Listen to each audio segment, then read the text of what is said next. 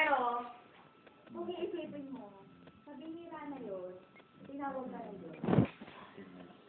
Sa dami na yun, tinawag ka na Diyos.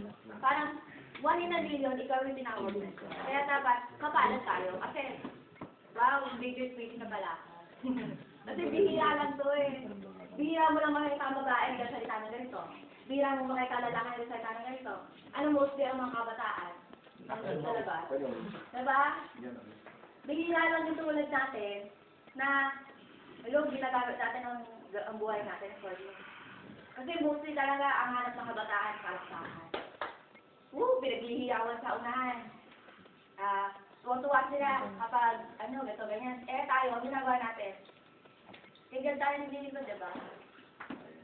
Bihira lang yung mga ganong kabataan. Kaya nangihinayang ako sa mga kabataan kapag nakakita ko na ginagamit nila yung talent nila sa nonsense. Sa sarili. Oo. Bihira lang talaga ang tao na ginagamit yung buhay nila para kay God. Kaya huwag ginamitin tayo. No. Sino pa? One. Sabay, wala na billion.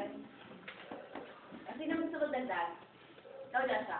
Hindi ako pahag sa injuries. Hindi kita. Injuries. Mapapalabas ka sa Dadagdag ka rin. Wala kang dadagdag. Ikaw dyan siya. Ano ba ba pinag-usapan natin? Yung narrow state. Ikaw dyan siya, may dadagdag ka. Ikaw ano to kaya? Nice to see you. Ano lang. Todo pindas eh. Ikaw, Arjen. Nice na. Andun na eh. Andun na ba? Ano yung punto eh. Ano yung para sa'yo kung ano naintindihan mo? Ano yung point? Oo, point na naintindihan mo. Next point.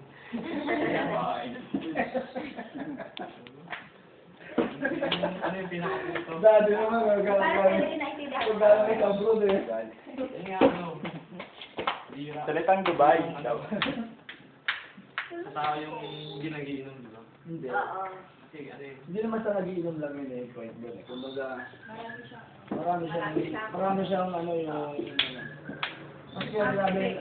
Oo, kasi nga sabi, parang nalilig ko sa malapad lang at sa makipot. Kasi sa malapad kasi, andun yung good times eh.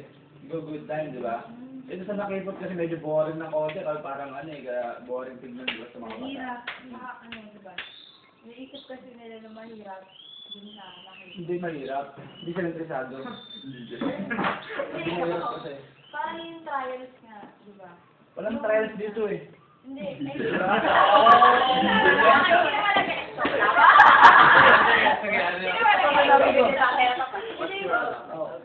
Alam mo trials dito sa ginagawa natin, kumbaga dito, para lang magkaroon tayo ng tamang daan, di ba, para palalanin yung di ba, yung sa akin. Pero walang trials dito. Ang trials doon sa wala pala daan, pangalan pa sa pagsubok doon, di ba? Ano yung trials yung wala dito sa atin? Kasi doon eh, hindi maraming yung pagsubok eh. Sino madalas na sinusubukan? Yung mga ginagamit sa unahan o yung mga Actually, kahit nasa malapad o nasa makikot kang daan, meron pa rin yung test. Kahit na nasa mabuting part na yan, kuwari, assume na pastor ka na, alam mo na tawat mali, andyan pa rin ang gusto. May mga pastor na nagkakatawa pa rin ng dalawa. Pero mas more on kasi nililigaw nga silang tuloy eh. Kaya mas more on dito kasi alam na natin eh. alam na natin yung tama Kumbaga yung tayo kilala ko baga kung nililigaw tayo, pero kung hindi nakakala, lalo nililigaw. Kaya mas more on trials dun sa ano. Malapit sila sa mga suko. Oo, yun. Kasi hindi nila alam yung tama at mali. O sige, Steven. Teka, at nalit.